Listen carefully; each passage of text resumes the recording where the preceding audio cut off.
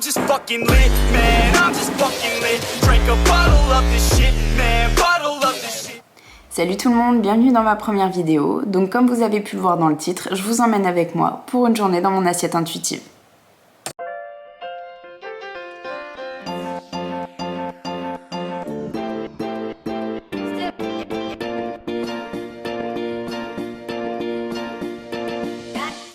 Alors comme vous l'avez vu, sur cette chaîne on va parler d'alimentation intuitive. À travers mes vidéos, je vais essayer de vous faire découvrir tous les aspects de cette thérapie pour que vous puissiez vous l'approprier. Et aujourd'hui on va commencer par un vlog, vous allez venir avec moi sur toute une journée. On est lundi, il est 9h et comme vous avez pu le constater, je suis debout depuis 7h. Depuis 7h, j'ai aucune sensation de faim. J'ai eu le temps de me préparer, j'ai eu le temps de prendre ma douche, j'ai eu le temps de me poser, boire un café. Là, j'ai une consultation dans une demi-heure, donc ce que je vais faire, c'est que je vais la donner le ventre vide.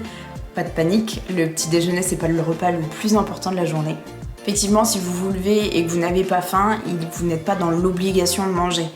Si vous n'avez pas faim, ça veut juste dire que votre corps a les réserves suffisantes pour pouvoir continuer à avancer, continuer à vous fournir de l'énergie.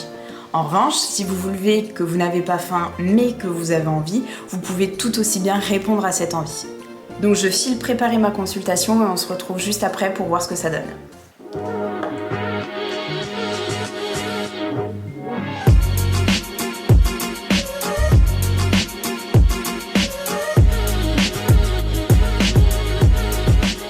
Je viens tout juste de terminer ma consultation et comme quoi le corps est vraiment bien fait. Pendant tout le long de ma consultation, c'est-à-dire 1 heure, j'ai eu aucune sensation de faim, aucun gargouillis, aucun symptôme de faim. Et là, je viens tout juste de terminer il y a 2-3 minutes et je commence déjà à ressentir la faim. Le problème qui se pose, c'est que dans une demi-heure, j'ai de nouveau une consultation, mais cette fois-ci au cabinet. Donc je dois prendre la route et j'ai pas le temps de me préparer un petit déjeuner. Donc là, mon critère de choix numéro 1 pour mon petit déjeuner, ça va être la praticité et surtout la rapidité à pouvoir et l'emporter et pouvoir le manger. Donc je vous emmène avec moi dans mes placards pour savoir ce que je vais manger. Alors là j'ai aucune envie spécifique à savoir ce que j'ai envie de manger. Donc je vais regarder ce que j'ai, un truc vite fait. Voilà. Donc typiquement c'est des choses que je mange pas souvent, mais par contre voilà, quand j'ai un emploi du temps très serré, bah ça me sauve la vie et en plus ils sont délicieux. Alors clairement, je n'en prends que 2 parce que je veux être calée, il est déjà 10h30. Mais j'ai envie d'avoir faim pour ce midi parce que j'ai envie de manger du salé et pas que du sucré. Donc je sais que 2 petits gâteaux, ça va sûrement me tenir de 1h30 à 2h et j'aurai le temps de cuisiner ensuite.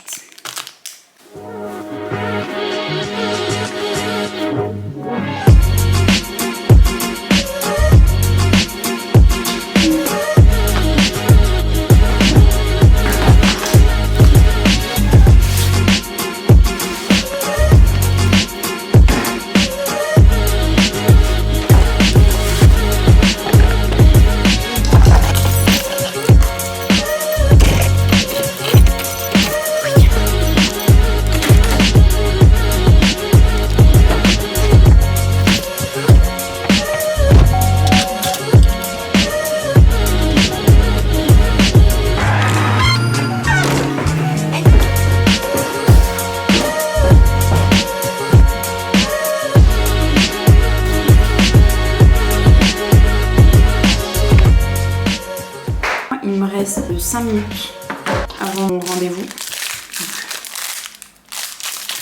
Je mange. Là, ça fait un peu plus d'une demi-heure qu'une fois que j'étais trop concentrée sur ma consultation, j'ai pas fait attention à mes sensations de faim. Et donc du coup, ça s'est intensifié. Après, il faut savoir que chez moi, la faim arrive rapidement.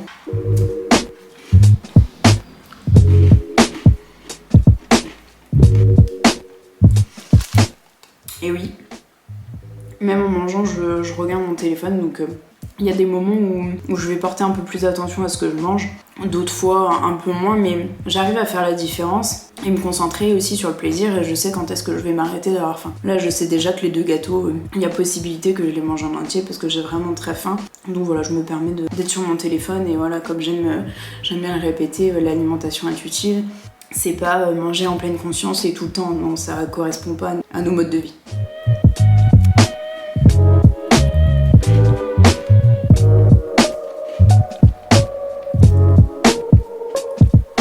Je viens de terminer mes 2 gâteaux, donc si ça avait été un petit déjeuner classique vers 8h, 9h, j'aurais forcément mangé plus, sauf que là il est 11h. Et que en fait j'ai envie d'avoir faim le midi comme je vous expliquais tout à l'heure. 2 petits gâteaux en temps normal ça m'aurait pas suffi, sauf que là je suis vraiment dans l'alimentation prévisionnelle, j'ai envie d'avoir faim à midi. 2 hours later. Je vous reprends, il est 12h50. Je viens de rentrer de ma consultation et je me rends compte que je commence à avoir des sensations de petite faim. Comme je vous ai dit ce matin, moi j'ai une faim qui apparaît très très vite, c'est-à-dire que quand je suis pas concentrée dessus, quand je m'écoute pas, que je suis concentrée vraiment sur autre chose, je ne ressens pas en tout cas ma faim. Sauf que dès qu'elle se manifeste, ma moyenne faim arrive très très vite et en fait je passe très très vite d'une intensité de faim à l'autre. Du coup, à force de me connaître, à force de savoir quelles sont mes habitudes, comment mon corps réagit, là je sais que c'est pas le bon moment pour manger, c'est-à-dire que c'est beaucoup trop tôt, c'est que les premiers signes et que je peux très très bien attendre. Par contre, je sais que je peux commencer à faire à manger pour justement, au moment où je vais ressentir réellement une moyenne faim, là je vais pouvoir avoir à manger à disposition et pas attendre, et pas avoir une grande faim et manger dans l'urgence, sans prêter attention à mes sensations alimentaires. Du coup, dépasser le rassasiement, même si c'est pas un problème en soi de dépasser son rassasiement, c'est quand même toujours plus agréable de manger sur une moyenne faim plutôt que de manger dans l'urgence. Pour mon repas de ce midi, je sais toujours pas ce que je vais faire à manger, je vais regarder un petit peu ce que j'ai dans les placards. Et bah, je vais vous montrer tout ça.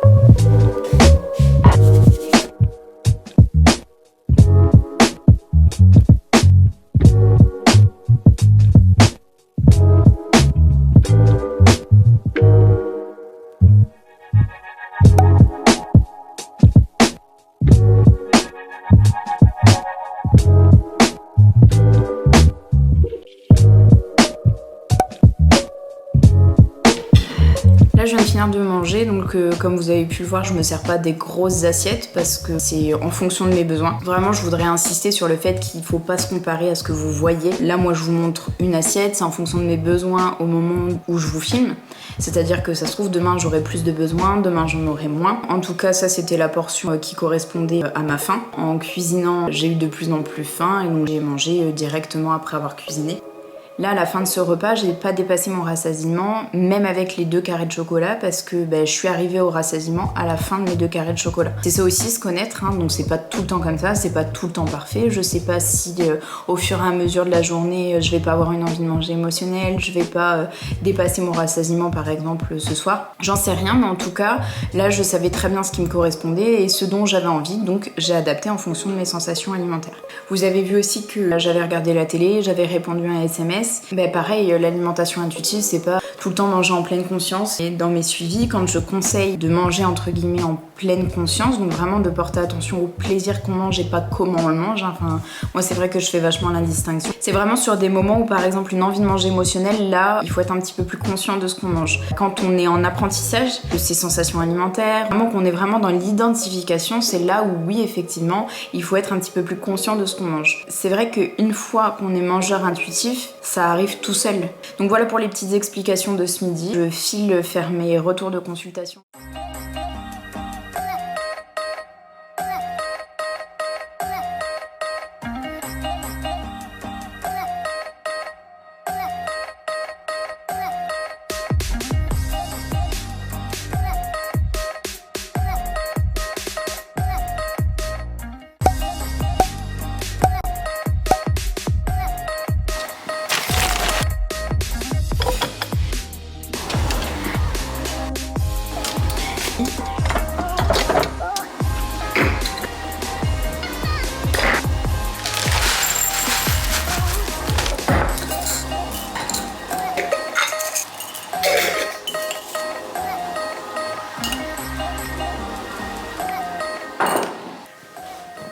vous avez vu que j'ai pas lésiné sur la quantité parce que il est 16h et je dois tenir au moins jusque 19h30. En général on mange vers 19h30, 20h.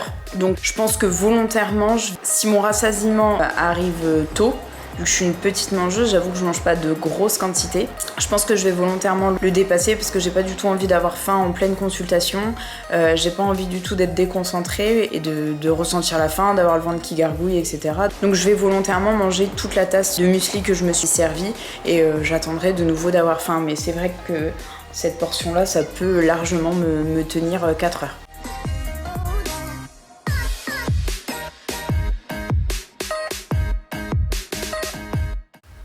Je vous fais un update, il va être 19h, je viens de rentrer du cabinet, j'ai pas encore fait mon retour de consulte mais je vais le faire là dans la foulée. J'ai toujours pas faim, mais ce que je vais faire c'est que je vais déjà commencer à préparer à manger pour qu'on soit tranquille pour après. Ce que je fais c'est que je regarde sur un site de batch cooking qui s'appelle Cuisine Addict et je prends la recette qui m'inspire et je l'adapte en fonction de ce que j'ai ou de ce que j'ai pas à la maison. Et ce soir c'était petite épeautre aux légumes d'automne. Vu que j'ai fait énormément de boulgour, ça sera au boulgour et je vais voir si j'ai tous les légumes qu'il me faut et sinon j'adapterai, puis de toute façon je vous montre ça tout de suite.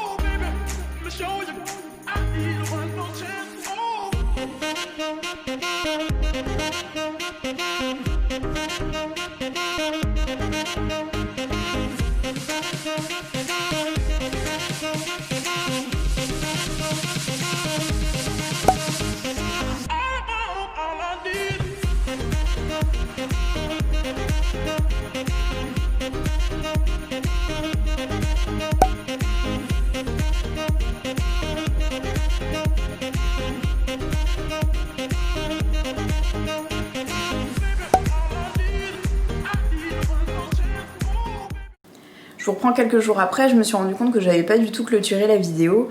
Donc je voulais revenir avec vous sur le repas du soir. Comme vous avez pu le voir, j'ai mangé avec une petite faim pour pouvoir partager le repas avec mon homme. Alors déjà pour partager ce moment avec lui et aussi parce que ce que j'avais préparé, ça me donnait vraiment très envie. C'est quelque chose que j'avais jamais préparé avant. J'étais curieuse et effectivement quand j'ai mangé, je m'étais servi une petite portion qui je pensais allait correspondre à mes besoins alors qu'en fait pas du tout. J'étais vraiment en dessous, j'étais pas du tout rassasiée à la première assiette. Ce que j'ai fait c'est que je me suis resservie, donc vous l'avez vu. Une chose importante, se resservir, ça doit pas être connoté comme négatif, comme étant mal. On a le droit de se resservir par faim, on a le droit de se resservir par envie, peu importe. Vos comportements alimentaires n'ont pas à être jugés de manière négative ou de manière positive. Ça doit rester des comportements alimentaires neutres. Se resservir, c'est pas synonyme de gourmandise, d'excès, etc. Ça peut être juste simplement répondre à un besoin physique ou répondre à un besoin émotionnel. Dans mon cas, c'était répondre à un besoin physique. Une fois que j'avais fini ma deuxième assiette, j'étais rassasiée. Par contre, j'avais vraiment envie d'un carré de chocolat. Donc ça, c'était purement de l'émotionnel. C'était purement pour prolonger le plaisir que j'avais pris à partager le moment avec mon chéri et à prendre plaisir à manger le repas que j'avais préparé. Donc j'ai décidé de répondre à mon envie de manger émotionnel et de manger un carré de chocolat noir. Alors j'ai pris un carré de chocolat noir, non pas parce que c'est meilleur ou que ça fait moins grossir ou pour la meilleure image santé du chocolat, mais vraiment parce que j'avais envie de quelque chose de plus amer que de sucré. Donc j'ai pris un carré de chocolat noir à 85%. Vous l'avez bien vu, j'ai mangé du chocolat au lait le midi, donc ça ne me pose aucun problème. D'ailleurs, manger du chocolat, ça doit pas être connoté comme étant une habitude, parce que c'est autorisé. Moi, c'est vraiment exceptionnel que je mange du chocolat et le midi et le soir. C'est tombé sur ce jour-là. Quand je vous retournerai une journée dans mon assiette intuitive, vous verrez bien que le chocolat ne fait pas partie intégrante de toutes mes journées. Toujours est-il que c'était une envie de manger émotionnelle, dirigée par mes envies et non pas parce que c'était meilleur pour la santé. Voilà, j'espère que la vidéo vous a plu. Si c'est le cas, n'hésitez pas à mettre un pouce bleu, n'hésitez pas à commenter, à me dire ce que vous en avez pensé. Et si vous voulez encore plus de vidéos, n'hésitez pas à vous abonner.